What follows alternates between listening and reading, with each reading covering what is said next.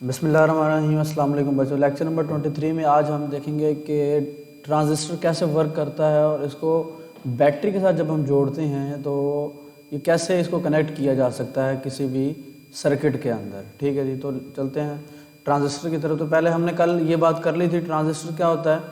Transistor basically ऐसी device या ऐसी आपके पास कोई भी चीज़ जिसकी 3 लेयर्स हों उसको हम ट्रांजिस्टर का नाम देते हैं।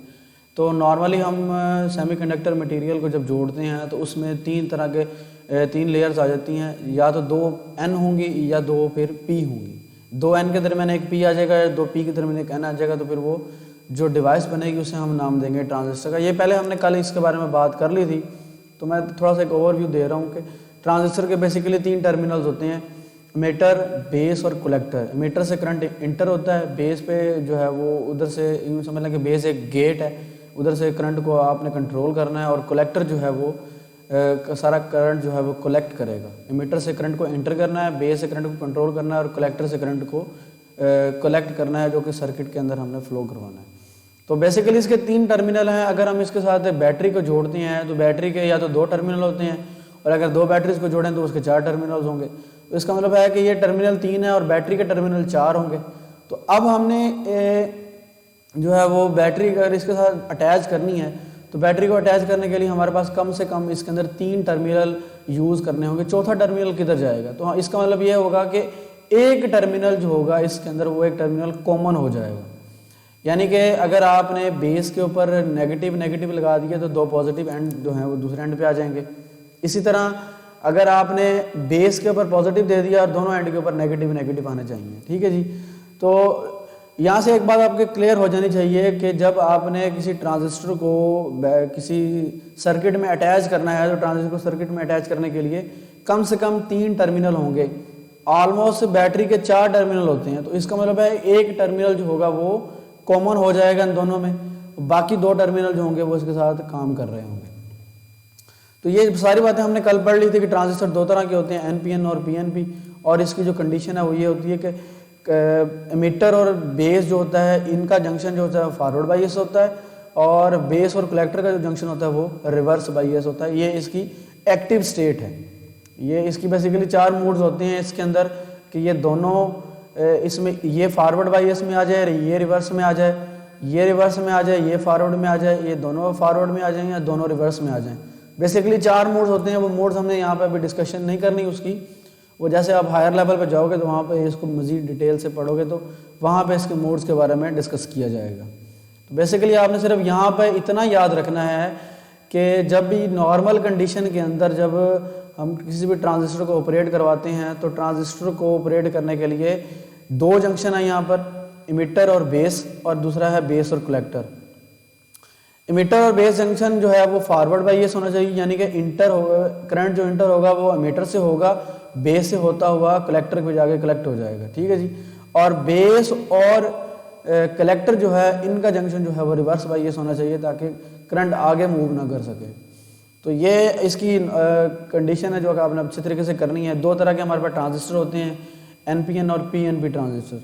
अगर 2 N जो है वो के दरमियान एक दो N के दरमियान एक P आ जाए तो उसको हम नाम देंगे NPN, और 2 P के दरमियान N आ जाए तो उसको हम नाम देंगे PNP। तो ये दोनों डायग्राम हमने कल भी देखी थी, इसके ये सैम्पल है।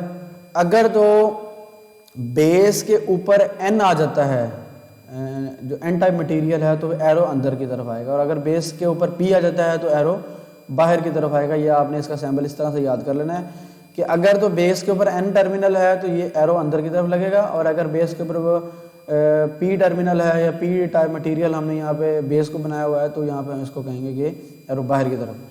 ये तो एक छोटा सा एक ओवरव्यू था जो कि हमने कल पढ़ा था। आज हम इसकी देखते हैं कि वर्किंग क्या है, कि इसको कैसे ऑपरेट किया जा सकता है। अब इसकी वर्किंग को समझने के लिए पहले इस डायग्राम को समझते हैं। इसके अंदर बायसिंग भी की होती है, मैं आपको बायसिंग के बारे में भी बताता हूँ, लेकिन पहले आपने ये देखना है कि अब हमारे पास ये ट्रांजिस्टर है NPN ट्रांजिस्टर। ठीक है जी, इसके भी NPN ट्रांजिस्टर, ये भी NPN ट्रांजिस्टर। अब इसके अंदर अगर हम बात करें कि लास्ट टाइम हमने देखा था कि इसकी कंडीशन को जब तक हम फुलफिल नहीं करते तब तक ट्रांजिस्टर वर्क सही से नहीं कर सकता। तो मैक्सिमम वर्क तब करता है कि जब इमिटर और बेस फॉरवर्ड बायस में होंगे और बेस और कलेक्टर जो है वो रिवर्स बायसिंग में आ जाएंगे। तो एमीटर जो है वो अब यहाँ पर N टर्मिनल है, ये P टर्मिनल है, यानी कि ये दोनों फॉरवर्ड बायस में कब आएंगे, जब इस टर्मिनल को N को N टर्मिनल के साथ अटैच करेंगे, यानी कि N मटेरियल को नेगेटिव टर्मिनल के साथ अटैच करेंगे और यहाँ पे P मटेरियल को पॉजिटिव मटेरियल टर्मिनल के साथ अटैच करेंगे। तो ये दोनों क्या हो जाएंगे, फॉरवर्ड बायस में हो जाएंगे, करंट इसके अंदर से फ्लो करना शुरू कर देगा। और दूसरी बात हमने कही थी कि बेस और कलेक्टर जो है वो रिवर्स बायसिंग में होने चाहिए।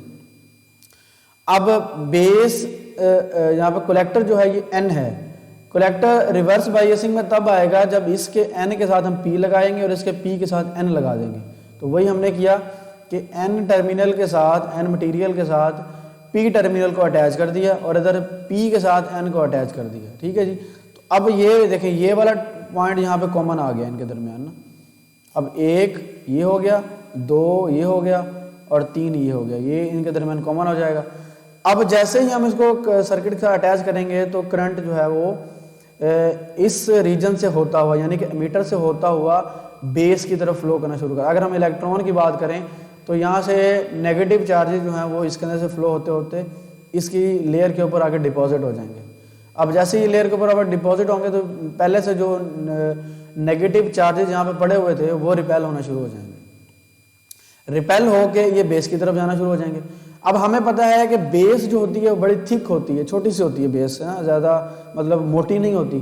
तो इसका मतलब है कि कुछ इलेक्ट्रॉन जो है वो इसके ऊपर कंबाइन हो सकेंगे, बाकी इलेक्ट्रॉन जो है वो इसके ऊपर नहीं आ सकेंगे।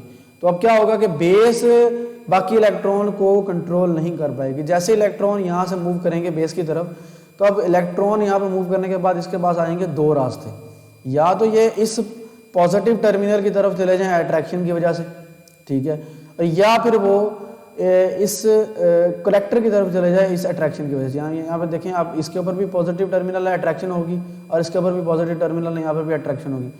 तो अब इलेक्ट्रॉन जो होते हैं वो एमीटर से होते हुए बेस की तरफ जाते हैं। बेस पतली होने की वजह से यहाँ पे कुछ इलेक्ट्रॉन यहाँ पे कंबाइन हो जाते हैं, बाकी जो ज़्यादातर इलेक्ट्रॉन होते हैं वो कलेक्टर पे जाके इकट्ठे हो जाते हैं। ये आपको एक डायग्राम के अंदर भी नज़र आ रहा होगा कि जैसे हमने इसको कनेक्ट किया है तो अब इलेक्ट्रॉन जो है वो इधर से होते हुए इस टर्मिनल के ऊपर जाके जमा हो गए हैं, यानी कि बेस के ऊपर जाके जमा हो गए। अब बेस के ऊपर जो है वो थोड़े इलेक्ट्रॉन को जमा होने की जगह थी, तो बाकी इलेक्ट्रॉन क्या करेंगे, वो आगे कलेक्टर की तरफ चले जाएंगे। ये आपको नज़र आ रहा होगा, ठीक है जी। तो ये इसकी जो है वो वर्किंग है कि जैसे ही हमने इसको कनेक्ट करना है तो इलेक्ट्रॉन जो होते हैं वो एमीटर से शिफ्ट होते हैं कलेक्टर की तरफ बेस के थ्रू, मतलब बेस से होते हुए कलेक्टर पे जाके इकट्ठे होते हैं और उसको फिर हम आउटपुट पे यहाँ से कैलकुलेट कर सकते हैं। तो यही बात इसके अंदर की हुई है। तो पहले वो डायग्राम समझना ज़रूरी थी, इसलिए मैंने वो आपको समझा दिया। अब यहाँ से हम उसको रीड कर लेते हैं। In normal operation of a transistor the battery is VBB and VCC connected in such a way that it's emitter base junction is forward bias and collector base junction is reverse बायस। वही बात मैंने आपको बताई कि इसके ऊपर जो हम बैटरी लगाएंगे यानी कि एमिटर और बेस के ऊपर उसको हम VBB का नाम देंगे, और कलेक्टर पे जो बैटरी अटैच करेंगे उसका जो पोटेंशियल होगा उसे VCC का नाम देंगे, ठीक है जी। अब एमिटर और बेस के दरमियान ये वाला जो करंट है ये फॉरवर्ड बायस होगा और ये वाली जो कंडीशन है ये रिवर्स बायसिंग हो जाएगी, ठीक है जी। And when the biasing voltage is applied, अब जैसे हम उसको कनेक्ट करेंगे the emitter eject a large number of electron in the base region. अब इलेक्ट्रॉन क्या करेंगे, फ्लो होना शुरू हो जाएंगे बेस की तरफ। This free electron in the base can flow in either of two direction. अब ये जो इलेक्ट्रॉन थे ये दो डायरेक्शन में मूव कर सकते हैं, या तो ये इस तरफ को चले जाएं या फिर वो कलेक्टर की तरफ जाना शुरू हो जाए, ठीक है जी। These free electron can flow in the either of two directions. They can either flow out of the base to the positive terminal of VBB, या तो ये VBB की तरफ चले जाएं इस तरफ को, अब बेस से बाहर निकल आए, या फिर वो और they attracted toward the collector because of battery VCC। तो लार्ज पोटेंशियल होने की वजह से हमें पता है कि कलेक्टर जो है उसकी विड्थ ज़्यादा होती है, उसके ऊपर पोटेंशियल भी ज़्यादा होगा, तो इलेक्ट्रॉन फ्लो करते हैं लो पोटेंशियल से हाई पोटेंशियल की तरफ। तो या तो वो इधर को फ्लो करेंगे या फिर वो इधर को फ्लो करेंगे। अब क्योंकि वो ये वाला पोटेंशियल थोड़ा सा कम है और ये पोटेंशियल ज़्यादा है, VCC का पोटेंशियल ज़्यादा है, तो इलेक्ट्रॉन जो है कुछ यहाँ पर रुकेंगे और बाकी यहाँ पर फ्लो करना शुरू हो जाएंगे। क्यों फ्लो करना शुरू हो जाएंगे, क्योंकि यहाँ पे हमने बैटरी अटैच की और उसका पोटेंशियल इसकी निस्बत ज़्यादा था। terminal of the V, they can be attracted toward the collector V since the base is extremely thin. base क्या होती है, छोटी सी होती है, and free electrons manage to recombine with the holes and escape out of the base. तो बाकी क्या करेंगे, बेस से escape हो जाएंगे, कुछ सिर्फ और recombine होंगे यहाँ पर. Almost all of the free electron inject from the either into base are attached into collector by the large positive VC. तो वही बात मैंने आपको बताई अभी कि ज़्यादातर इलेक्ट्रॉन जो होंगे वो कलेक्टर की तरफ चले जाएंगे, क्योंकि वहाँ पर हमने बैटरी जो अटैच की है वो है, उसका पोटेंशियल ज़्यादा है. इलेक्ट्रॉन हमेशा लो पोटेंशियल से हाई की तरफ मूव करते हैं, तो वहाँ पे उसकी तरफ अट्रैक्ट हो जाएंगे. दस in normal biasing transistor an electric current I flow from the emitter. अब इमीटर से बेस की तरफ जो करंट फ्लो करेगा उसको हम आई ई से रिप्रेजेंट करेंगे, यानी कि emitter current into the base. A very small part of it I B flow out of the base. तो बहुत ही थोड़ा करंट जो होगा, इस तरफ को जो करंट फ्लो करेगा, इस तरफ को करंट जो फ्लो करेगा बहुत ही कम होगा, क्योंकि बेस की जो विड्थ है वो बहुत स्मॉल है. तो इसको हम नाम देंगे आई बी का. ठीक है जी. और the rest current I C flow out of the collector. बाकी जो करंट होगा वो सारा का सारा कलेक्टर पे जमा हो जाएगा. अगर हम इसको ज़रा डायग्राम के जरिए देखें तो मीटर की जो विड्थ है वो बेस से और कलेक्टर से ज़्यादा बड़ी होती है. इसका मतलब है कि इसका टोटल करंट जो होगा वो इन दोनों के करंट के बराबर होगा. ये आपके पास इनपुट आ गई और ये जो है वो आउटपुट के तौर पर आ गया, यानी कि इसका करंट, मीटर का करंट टोटल जो होगा वो बराबर होगा बेस करंट के और कलेक्टर करंट के. अगर हम इसको यहाँ पर मैथमेटिकली राइट करें तो ये इस तरह राइट होगा, टोटल करंट जो मीटर का है वो किसके बराबर है, base current plus collector current. It is found that for a given transistor, the ratio of the collector current to the base current is nearly constant. तो अगर हम बेस करंट और कलेक्टर करंट की रेशो लेते हैं, जिसे हम नाम देते हैं करंट गेन, यानी कि ट्रांजिस्टर ने कितना करंट जो है वो कंडक्ट करवाया है बेस के अंदर से, तो उसको हम नाम देते हैं करंट गेन, यानी कि बीटा का नाम देते हैं. Beta is equal to I C over I B. Beta जो होता है वो यूनिट लेस होता है, क्योंकि आपको यहाँ पे नज़र भी आ रहा है कि दोनों की रेशो जो है वो सेम है. इसका यूनिट भी एम्पेयर होगा, इसका यूनिट भी एम्पेयर होगा, तो इसका मतलब ये है कि बीटा जो है वो कांस्टेंट वैल्यू आएगी हमेशा. हर ट्रांजिस्टर के अक्रॉस ये वैल्यू डिफरेंट होगी, यानी कि जो भी हम ट्रांजिस्टर यूज़ कर रहे होंगे एनपी उनके भी मुख्तलिफ नंबर होते हैं, उसके मुताबिक इनकी वैल्यू डिफरेंट होगी. अच्छा जी, उसके बाद है जी ये बायसिंग भी देख ली हमने, वर्किंग भी देख ली. अब बायसिंग कंडीशन की इसकी कुछ कंडीशंस हैं.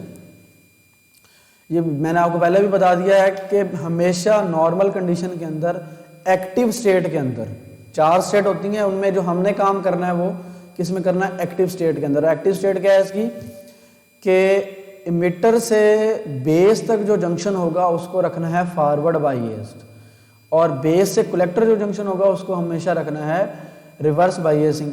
और इसके दरमियान जो बैटरी लगेगी उसको हम वीबीबी का नाम देंगे, इमीटर और बेस के दरमियान. और बेस और कलेक्टर के दरमियान जो बैटरी लगेगी उसको हम वीसीसी का नाम देंगे. अब यहाँ पे मैंने आपको बताया था कि जब एरो बाहर की तरफ निकलेगा, इसका मतलब यह होगा कि इस टर्मिनल के ऊपर पॉजिटिव चार्ज है, यानी कि ये पी टाइप मटेरियल है. और अगर एरो अंदर की तरफ आएगा तो इसका मतलब ये होगा कि ये बेस के ऊपर negative terminal N type material यहाँ पे हमने ऐड किया हुआ है. अब ये आपके पास आ गया NPN मटेरियल. ये आपके पास ट्रांजिस्टर जो आ गया वो NPN है. इसकी बायसिंग कैसी होगी, और ये जो आपके पास ट्रांजिस्टर ये है PNP, इसकी बायसिंग कैसे होगी. अब यहाँ पे सिर्फ बैटरी का टर्मिनल को चेंज करना है हमने. यहाँ पे देखें, ये आपके पास बेस थी, ये आपके पास एमीटर है, ये कलेक्टर है, यानी कि ये एमीटर, बेस और कलेक्टर. एमीटर के ऊपर कौन सा टर्मिनल है जी, N. देखें सबसे पहले क्या आ रहा है N, तो इधर आ जाएगा N. इसके ऊपर क्या है P, और इसके ऊपर फिर N आ गया. अब मैंने आपको कहा था कि जब हमने नॉर्मल कंडीशन में अप्लाई करनी है बायसिंग, तो वहाँ पर ये फॉरवर्ड बायसिंग होना चाहिए, यानी कि इस P मटेरियल को पॉजिटिव के साथ जोड़ना है और इस N मटेरियल को नेगेटिव के साथ जोड़ना है. तो यही कुछ किया है इसके अंदर कि ये P मटेरियल था, इसको पॉजिटिव के साथ जोड़ दिया, और ये N मटेरियल है, इसको नेगेटिव के साथ जोड़ेंगे, तो ये टर्मिनल भी सेम हो गए और उनके जो सेमीकंडक्टर मटेरियल है वो भी सेम हो गया. तो इसको हम कहते हैं कि ये फॉरवर्ड बायसिंग में चला गया. अब देखें यहाँ पर ये N मटेरियल है और ये P मटेरियल है. अब अगर हमने इन दोनों को रिवर्स बायसिंग में करना है तो टर्मिनल ऑपोजिट अटैच करने पड़ेंगे. N मटेरियल है यानी कि नेगेटिव टर्मिनल है, तो इसको P के साथ जोड़ेंगे, तो ये P आ गया. पॉजिटिव टर्मिनल, और ये पॉजिटिव टर्मिनल था, पॉजिटिव मटेरियल था, इसको n के साथ जोड़ेंगे तो ये आपके पास n मटेरियल आ गया। ठीक है जी। तो ये बायसिंग है NPN मटेरियल की। सेम इसी तरीके से आपने करनी है PNP की। यहाँ पे देखें माइनस प्लस है, यहाँ पे प्लस माइनस है, यहाँ पे प्लस माइनस है और यहाँ पे माइनस प्लस है। तो सिर्फ आपने इसको रट्टा नहीं लगा लेना, इसको समझना है कि कौन सा टर्मिनल है और उसके साथ कौन सा कनेक्शन, कौन सा बैटरी वाला कनेक्शन अटैच होगा। यानी कि आपके पास मटेरियल कौन सा है, उसकी नेचर क्या है, उसके साथ हमने रिवर्स बायसिंग करनी है या फॉरवर्ड बायसिंग करनी है। अगर तो फॉरवर्ड बायसिंग करनी है तो टर्मिनल का जो चार्ज होगा उसके मुताबिक हमने बैटरी के टर्मिनल को अटैच करना है, और अगर रिवर्स बायसिंग करनी है तो वहाँ पे ऑपोजिट करना पड़ेगा। उम्मीद है कि ये समझ आ गया होगा। बड़ा ही आसान है इसकी बायसिंग करना। इसके अंदर ये डायग्राम भी बनाई हुई है हमने, इसके अंदर देख लिया है, और बाकी ये इसके 2 पॉइंट हैं। In figure A emitter base junction of NPN transistor is forward bias by VBB। ये VBB के जरिए ये फॉरवर्ड बायस में आ जाएगा, and it's collector base junction is reverse biasing by VCC। तो यहाँ से ये रिवर्स बायसिंग में आ जाएगा। अगर हम करंट का फ्लो, कन्वेंशनल करंट का फ्लो करवाएं तो ये इधर से इधर तक जाएगा, इधर को, फिर ये करंट इधर को जाएगा, ये करंट इधर से होता हुआ आउटपुट पे आपको यहाँ पे मिलेगा। ठीक है जी। इसी तरह इसके अंदर करंट का फ्लो अपोजिट हो जाएगा, इधर को, और ये इधर से, और ये इधर से इधर को। ठीक है जी। तो ये करंट का फ्लो इधर है और ये करंट का फ्लो इधर है, यानी कि ये एंटी क्लॉकवाइज में है और ये क्लॉकवाइज में और ये एंटी क्लॉकवाइज में। इन फिगर बी आएगा यहाँ पर, emitter base junction of a PNP transistor is forward bias by VBB and it's collector base junction is reverse bias by VCC। वही चीज़ इसके अंदर भी आ गई है। सिर्फ आपने ये याद रखना है कि हम ट्रांजिस्टर कौन सा यूज़ कर रहे हैं। अगर उसको फॉरवर्ड बायस में रखना है तो बैटरी के सेम टर्मिनल जोड़ने पड़ेंगे, और अगर उसे रिवर्स बायस में रखना है तो उसको हम डिफरेंट यानी कि ऑपोजिट टर्मिनल के साथ अटैच करेंगे। तो नॉर्मल कंडीशन क्या होती है कि एमीटर और बेस को फॉरवर्ड बायसिंग में रखेंगे और बेस और कलेक्टर को रिवर्स बायसिंग में रखेंगे। तो ये था जी हमारा बायसिंग ऑफ ट्रांजिस्टर और इसकी वर्किंग। नेक्स्ट लेक्चर में हम देखेंगे कि ट्रांजिस्टर को किस लिए यूज़ किया जाता है। ट्रांजिस्टर को बेसिकली यूज़ करते हैं हम एम्पलीफायर के तौर पर। अगर हम कोई भी किसी भी सर्किट के अंदर कोई वीक सिग्नल देते हैं तो उसको हम जो है वो स्ट्रॉन्ग कैसे कर सकते हैं, वो ट्रांजिस्टर को यूज़ करके कर सकते हैं। नेक्स्ट लेक्चर में इंशाल्लाह हम देखेंगे कि ट्रांजिस्टर को एज ए एम्पलीफायर कैसे यूज़ किया जा सकता है, उसकी इक्वेशन, उसकी वर्किंग और उसकी डायग्राम को समझेंगे। उतनी देर तक ये जो है वो लेक्चर आपने देखना है, पढ़ना है। अगर किसी किस्म की कोई कन्फ्यूजन है तो आपने मुझसे पूछ लेना है, और इंशाल्लाह नेक्स्ट लेक्चर में हम मिलते हैं, लेक्चर नंबर 24 में।